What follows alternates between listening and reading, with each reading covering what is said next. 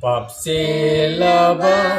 ay hapudi laibak fadu nangakpire ngakpihayba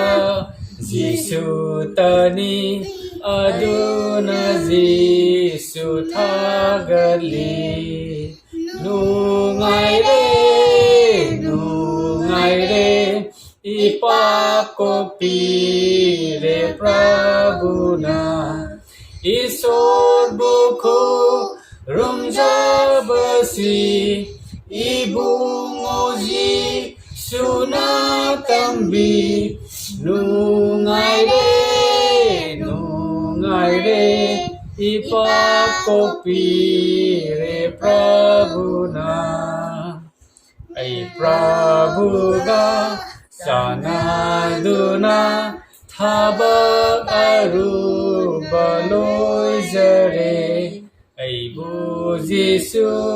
na kaubada ay naharaw na thajare nungai re ipakopire Prabhuna Isor buku rumjabasi ibungoji sunatambi nungai re ipakopire Prabhuna mamangaida ithawaisi Saitangi khutta leirami hꯧzik aina thajaduna ipuningda Jisu na lei nungai re ipakopire Prabhuna Isor buku rumjabasi ibungoji sunatambi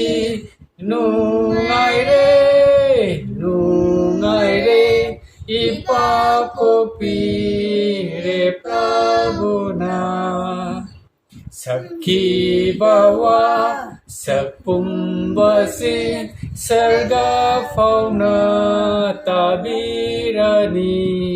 Siraga Prabhu-uni sinawasak zinangani nungai re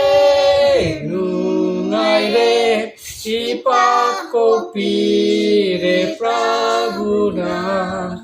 Isor buku rumjabasi ibungoji sunatambi nungai re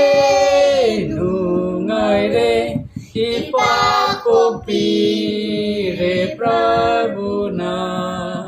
Tazal bami pung kuti magkimatagta isor na loy na biba gol bibi go oisno amen. Amen.